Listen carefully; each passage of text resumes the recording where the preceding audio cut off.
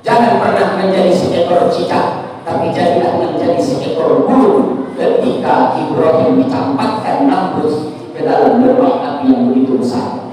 Ketika Ibrahim dicampakkan ke dalam lembah api, datang seekor burung membawa air laut di dalam pautnya, lalu disiramkan ke dalam lembah api yang begitu besar. Melihat itu tertawa cicak, wahai burung, untuk apa kau padamkan api itu? Untuk apa air itu kau bawa? Apakah mungkin air yang ada di dalam pautmu itu sanggup untuk memadamkan api yang begitu besar ini? Tidak akan pernah bisa. Tapi kata burung, aku tahu air yang di dalam pautku ini tidak akan pernah bisa memadamkan api ini. Aku tahu air yang ada dalam pautku ini jumlahnya tak seberapa, tak pantas untuk memadamkan lembah api yang besar. Tapi paling tidak air dalam paut ini akan menjadi saksi di hadapan Allah bahwa aku sudah berbuat ketika Nabi Allah dizalimi oleh orang-orang kafir. Itulah yang dilakukan oleh burung bibi. Maka hari ini kita hanya ingin berbuat seperti burung itu. 1000-2000 yang kita kirimkan, sedikit dari titipan Allah yang kita berikan, kita kirimkan ke Palestina. Paling tidak itulah yang akan menjadi saksi di hadapan Allah bahwa kita tak pernah diam ketika umat Islam, saudara-saudara kita yang ada di Palestina dizalimi orang.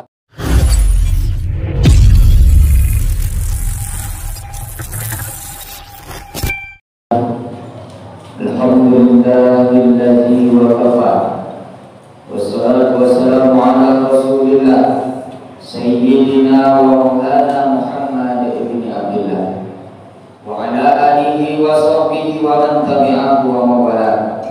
Asyhadu an la ilaha illallah wahdahu la syarika lah wa asyhadu anna Muhammadan abduhu wa rasuluhu la nabiyya ba'dah.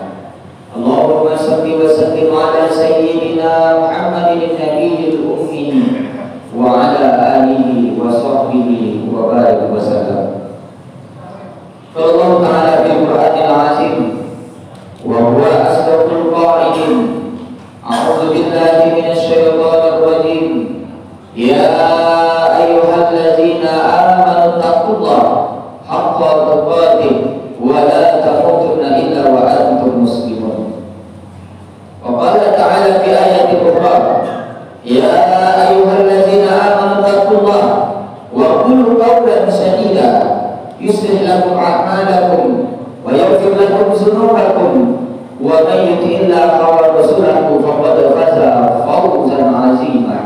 عباد الله أوصيكم ونفسي بتقوى الله وطاعته فقد فاز المتقون. Hadirin sidang Jumat Jumat yang dirahmati oleh Allah Subhanahu wa Ta'ala.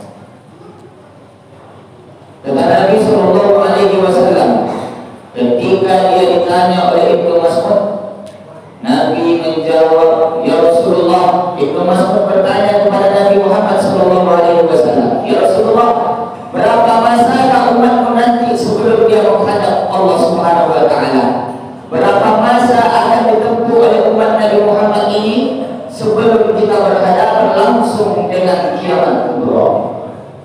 Dijawab oleh Nabi Sallallahu Alaihi Wasallam, engkau akan bertemu dan melalui 5 masa. Yang pertama masa nubuwah, masa kenabian.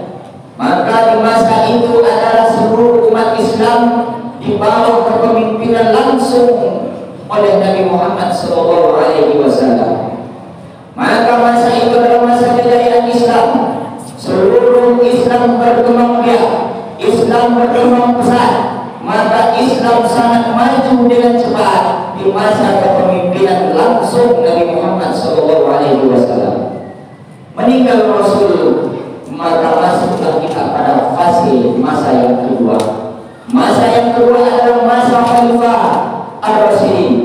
Maka Khalifah Ar-Rasyidin mulai dipimpin pertama kali langsung oleh Sayyidina Abu Bakar As-Siddiq, maka langsung dipimpin terus sampai terakhir masa Khalifah Ar-Rasyidin dipimpin oleh Ali Zainal Abidin bin Hasan. Hasan adalah anak daripada Ali.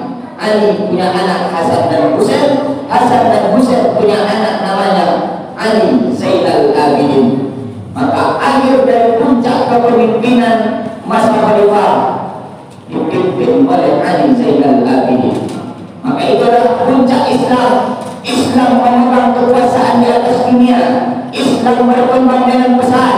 Islam maju pada masa kepemimpinan para khalifah. Maka masa itu pun tak berlangsung lama. Maka meninggal Ali Zainal Abidin, puncak kepemimpinan runtuh, dan akhirnya runtuhnya kekhalifahan yang dipimpin oleh Ali Zainal Abidin. Berarti kita umat Islam sudah masuk pada fase masa yang ketiga. Pada fase masa yang ketiga, Islam masih memegang puncak dunia. Islam masih berkembang pesat. Islam masih ditakuti. Islam masih disegani. Bahkan Islam itu sangat berkembang di mana-mana. Maka pada masa fase yang ketiga, Islam dipimpin oleh Turki Utsmani. Maka Islam pindah kepemimpinannya dari Arab Saudi, dari kota Makkah dan Madinah sampai kepada Turki Utsmani. Maka Turki Utsmani memimpin Islam ini paling lama selama 127 tahun. 127 tahun Islam berkembang pesat, Islam disegani, Islam ditakuti. Dan ketika pada masa Turki Utsmani itulah Palestina sudah ada yang ingin menjaya. Tapi apa kata Turki Utsmani? Kata pemimpin-pemimpin yang ada di Turki Utsmani, aku lebih baik dicincang lebih kecil daripada mencincang sapi, daripada kalian mencincang saudara-saudaraku yang ada di Palestina. Maka Palestina masih aman sampai pada masa kepemimpinan Turki Utsmani. Turki Utsmani memegang Islam selama 127 tahun. Pas tanggal 3 Maret tahun 1924, maka runtuhlah masa kepemimpinan Turki Utsmani. Kurang lebih 99 tahun yang lalu. 99 tahun yang lalu hancur pada tanggal 3 Maret masa kepemimpinan Turki Utsmani. Maka ketika itu Islam, umat Islam sudah masuk pada fase masa yang keempat. Kata Nabi, pada fase masa yang keempat, Islam tidak lagi jaya, Islam tidak lagi ditakuti, Islam tidak lagi disegani. Bahkan umat Islam kehilangan kepemimpinan. Maka Islam berada pada seperti buih yang berada di tengah lautan. Kalian ramai, kalian banyak, kalian mayoritas, tapi kalian tak punya pemimpin, kalian lemah. Maka kalian akan diombang-ambing dengan zaman seperti takwahnya buih yang ada di tengah lautan. Banyak dan ramai, tapi tak punya kepemirian. Karena Islam pada masa fase yang keempat itu tidak ada kepemimpinan. Mulai dari tahun 1924, pas tanggal 3 Maret runtuhnya Turki Utsmani, maka Islam sudah kehilangan pemimpin. Tak ada pemimpin Islam sampai hari ini, tak ada yang mengelola Islam sampai hari ini. Maka pada masa itu kata Nabi, seluruh umat Islam akan berhadapan pada ujung tanduk fitnah yang sungguh luar biasa. Dulu orang tak berani mengejek-ejek Islam, dulu orang tak berani mengejek ulama, dulu orang takut dengan Islam. Tapi pada masa fase yang keempat ini, berapa banyak orang yang menginjak-injak Al-Quran, berapa banyak orang yang ingin membakar masjid, berapa banyak orang yang ingin melecehkan, meremehkan, bahkan memfitnah serta memfitnah Islam pada akhir zaman ini. Ketahuilah saudaraku, bahwa kita hari ini sedang berada pada fase masa yang keempat. Kata Nabi SAW, 99 tahun sudah kita kehilangan kepemimpinan. Maka tepat pada tahun 1946, karena Turki Utsmani sudah tidak lagi berkuasa, maka Palestina sudah mulai dimasukkan oleh Inggris yang menjajah waktu itu. Mulai mereka memberikan dua petak tanah, sejengkal 2 jengkal tanah kepada bangsa Israel berada pada tanah Palestina. Itu awal puncaknya perdebatan perkelahian yang tak ada ujungnya sampai hari ini. Maka kata Nabi, siapa yang ingin menolong umat Islam di akhir zaman, maka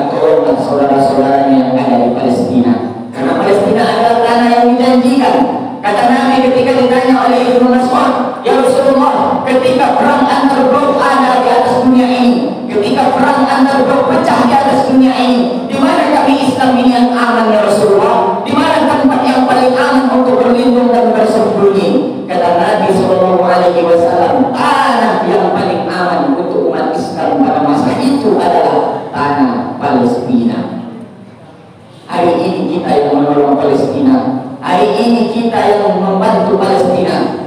Tapi suatu saat sampai pada masanya, entah di zaman kita ataupun di zaman anak cucu keturunan kita nanti, semua akan berangkat menuju Palestina untuk mendapatkan perlindungan yang dijanjikan oleh Nabi Shallallahu Alaihi Wasallam. Maka hari ini sudah banyak kita melihat, sudah tak tahan dari air mata, sudah merinding bulu kita melihat saudara-saudara kita yang hari ini tersiksa, dibantai hidup-hidup, bom meletup setiap menit. Tak senaman dan tak senaman yang apa kita rasakan hari ini. Tapi apa yang dilakukan oleh rakyat Palestina? Mereka sampai hari ini tak mau keluar dari Palestina. Sampai hari ini mereka tak mau beranjak meninggalkan tanah itu. Kenapa? Karena mereka tidak mempertahankan tanah airnya. Yang mereka pertahankan bukan rumahnya, yang mereka pertahankan bukan negaranya, tapi yang mereka pertahankan satu saja, supaya Al-Quds tidak jadi diratakan oleh bangsa Zionis Israel. Karena tujuan Zionis Israel membom bangsa Palestina hari ini, apa yang mereka cari di tanah Palestina? Tanah Palestina bukanlah tanah yang sama seperti Indonesia. Kita Indonesia dijajah 3 abad setengah oleh Belanda. Wajar, karena kita negara rumah limpah buat jenawi, tongkat dan batu jadi tanaman. Wajar kita dijajah 3 abad setengah. Lalu kenapa bangsa Zionis Israel menjajah Palestina? Tak ada kekayaannya, tak ada minyak buminya, tak ada minyak segala minyak tak ada di tanah Palestina. Apa yang mereka cari di situ? Tak ada kekayaan. Yang mereka cari bukan kekayaan alam, yang mereka jajah bukan rakyatnya, tapi tujuan mereka satu saja, sesuai dengan tujuan Israel yang sebenarnya, membuka Israel Raya, mulai dari Sungai Nil sampai ke Sungai Efrat akan mereka kuasai untuk menegakkan negara Israel Raya sesuai dengan apa yang mereka cita-citakan dulu. Maka mulai tes, pertama kali tes Palestina. Kalau Al-Quds sudah hancur berkeping, kalau Al-Quds hancur rata dengan tanah, apa mungkin tanggapan manusia? Apa mungkin tanggapan umat Islam di seluruh dunia? Apakah mereka diam? Apakah mereka diam saja melihat? Apakah mereka berteriak? Apakah mereka bersuara? Di sini adalah uji coba sebenarnya yang dilakukan Israel terhadap Palestina. Andai kata Al-Quds diratakan, kita diam. Andai kata Al-Aqsa rata dengan tanah, kita diam. Berarti Israel sukses pada uji coba yang pertama. Maka siap-siap, negara yang selanjutnya akan menjadi target adalah kota Makkah dan Madinah. Karena ada 3 simbol Islam yang besar. Pertama, Masjidil Haram ada di kota Makkah. Yang kedua, Masjid Nabawi ada di Madinah Al-Munawwarah. Dan yang ketiga, Al-Quds, tanah suci yang ada di Palestina. 3-tiganya masjid itu pernah dipijak oleh kaki Nabi Muhammad SAW, dan 3-tiganya masjid itu ada namanya di dalam Al-Quran. Maka itulah yang ingin mereka hancurkan. Kalau hancur sumber terbesar Islam, simbol Islam sudah hancur, tak ada lagi, maka Islam akan kehilangan kekuatan, Islam akan kehilangan daya dan upaya. Maka mudah cita-cita mereka akan tercapai sesuai yang dibunyikan Allah di dalam Al-Quran. Walan tarda anka al-yahud walan nasara hatta tattabi'a millatahum. Tidak akan pernah senang, tidak akan pernah tenang, tidak akan pernah terima, tidak akan pernah ridho hati angkal Yahudi walan nasara, orang-orang Yahudi dan orang-orang Nasrani. Sampai kapan? Hatta tattabi'a millatahum, hingga umat Islam kamu semua mengikuti agama mereka secara sekutu-kutunya. Maka itulah tujuan inti orang Nasrani, Zionis Israel, yang hari ini mereka hancurkan saudara kita, yang hancur bukan rumahnya, yang dihancurkan bukan hanya saja fasilitas umum, yang mereka hancurkan bukan rumah sakit dan kantor pemerintahan, tapi yang mereka hancurkan adalah masa depan umat Islam yang ada di Palestina. Mereka tahu karena Palestina punya semangat yang sangat luar biasa. Semangat mereka semangat para mujahid, semangat mereka semangat yang cinta mati syahid. Maka mereka racuni, mereka bom, mereka tembak saudara-saudara kita. Yang banyak di antara mereka yang menjadi korban adalah kaum anak-anak. Mereka tahu, andaikan anak-anak ini tetap besar, musuh mereka akan semakin bertambah, musuh mereka akan semakin banyak, maka akan membuat mereka semakin sulit untuk menguasai Al-Quds. Maka hari ini sasaran utama mereka yang ditembak, yang dibom, yang diroket hari ini di Palestina adalah anak-anak saudara-saudara kita yang ada di Palestina. Maka hari ini kita sudah bergerak, Indonesia sudah bergerak, Melayu nanti malam tabligh akbar di Pekanbaru. Maka ikutilah segala kegiatan ini. Paling tidak cara menolong Palestina itu cukup dengan 3D. D yang pertama, doa. Doakan saudara-saudara kita, selipkan doa di setiap sholat kita, selipkan doa untuk mereka, ucapkan doa untuk mereka. Paling tidak dengan doa itulah akan menjadi tanda bagi kita, menjadi saksi bagi kita ketika kita nanti akan ditanya Allah bagaimana tanggapan kita ketika saudara kita dihancurkan oleh kaum Zionis Israel. Jangan pernah menjadi seekor cicak, tapi jadilah menjadi seekor burung ketika Ibrahim dicampakkan Namrus ke dalam lembah api yang begitu besar. Ketika Ibrahim dicampakkan ke dalam lembah api, datang seekor burung membawa air laut di dalam pautnya, lalu disiramkan ke dalam lembah api yang begitu besar. Melihat itu tertawa cicak, wahai burung, untuk apa kau padamkan api itu? Untuk apa air itu kau bawa? Apakah mungkin air yang ada di dalam pautmu itu sanggup untuk memadamkan api yang begitu besar ini? Tidak akan pernah bisa. Tapi kata burung, aku tahu air yang di dalam pautku ini tidak akan pernah bisa memadamkan api ini. Aku tahu air yang ada dalam pautku ini jumlahnya tak seberapa, tak pantas untuk memadamkan lembah api yang besar. Tapi paling tidak air dalam paut ini akan menjadi saksi di hadapan Allah bahwa aku sudah berbuat ketika Nabi Allah dizalimi oleh orang-orang kafir.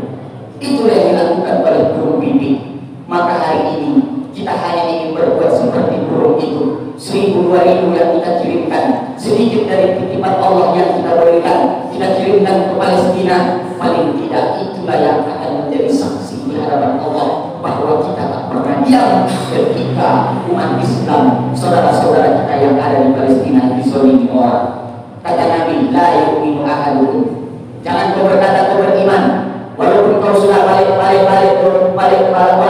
kepada Makkah dan Madinah, sudah berapa kali kau haji, berapa kali kau naik umroh, berapa kali kau berlaut ke Palestina, berapa kali kau bersedekah, sudah berapa banyak sholat hajat dan Tuhanmu, jangan mengaku kau beriman. Kata Nabi, la yu'minu ahadukum, tidaklah beriman salah seorang kamu hatta yuhibbu li akhihi, sehingga mereka mencintai, menyayangi, mengasihi saudara-saudaranya kama yuhibbu li nafsihi, seperti mereka mencintai diri mereka sendiri. Andaikan hari ini kita diam, berarti iman kita dipertanyakan Allah Subhanahu wa Ta'ala. Karena yang dibakar, yang ditembak, yang dizalimi memang saudara kita, saudara sesama agama Islam. Memang mereka bukan saudara kita yang ada hubungan darah. Memang kita bukan satu ras, memang kita tidak sama dengan mereka, tapi kita bersaudara di dalam kalimat la ilaha illallah Muhammadur Rasulullah. Maka tolong mereka dengan pertama cara banyak mendoakan mereka.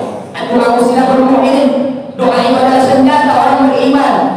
Daripada kau mengirimkan peluru senjata ke Palestina, lebih baik kau kirimkan doa untuk mereka. Yang kedua, dakwahkan, sampaikan kepada anak cucu kita, sampaikan kepada saudara famili kita bahwa Palestina itu bukan perang antar negara, tapi perang antar agama. Sampaikan kepada mereka, pahamkan mereka agar mereka tak salah paham. Sampaikan kepada mereka dengan jelas dan lantang bahwa Zionis Israel itu adalah musuh umat Islam yang nyata di atas dunia ini. Inilah musuh, inilah kaum yang tak pernah dihancurkan Allah. Kaum Lut dihancurkan Allah, kaum-kaum yang kafir sebelum ini dihancurkan Allah. Lalu kenapa Yahudi ini masih disisakan Allah sampai hari ini? Pernah orang bertanya kepada gurunya, wahai guru, kenapa Yahudi dibumi ratakan oleh Allah. Kata guru itu, kalau andaikan Yahudi ini dihancurkan Allah, lalu kita masuk surga pakai apa? Karena Yahudi adalah medan untuk kita mati syahid. Syahid bukan berarti perang berdarah hancur dibom sampai lokasi perang. Tidak. Waktunya kita berjihad. Jihad dengan harta, jihad dengan ilmu, jihad dengan doa. Maka semua itu adalah jihad di sisi Allah Subhanahu wa Ta'ala. Hari ini mereka siksa saudara kita di Palestina. Jihad dengan harta, yang punya harta, yang punya kuasa, jihad dengan kuasanya, dengan jabatannya yang ada di dalam genggaman tangannya. Yang tak punya harta, yang tak punya kuasa, jangan pernah bersedih. Kamu masih bisa berjihad dengan doa-doa terbaik yang mereka kirimkan kepada saudara-saudara kita yang di Palestina. D pertama doakan, yang kedua D dakwakan, dan yang ketiga donasikan. Harta yang berlebih diberikan Allah, berikan kepada mereka. Seribu dua ribu itulah yang akan menjadi ujroh bagi kita di hadapan Allah bahwa kita tak pernah diam untuk kita saudara kita di pantai di Palestina. Mudah-mudahan bagi kita yang sudah menyumbang, bagi kita yang sudah mendoakan, bagi kita yang sudah mendakwakan, mudah-mudahan itu akan menjadi saksi di hadapan Allah Subhanahu wa Ta'ala. Amin ya rabbal alamin. Barakallahu li wa lakum fil Qur'anil azim wa nafa'ani minal ayati wa zikril hakim wa taqabbala minkum tilawatahu innahu huwal ghafurur rahim.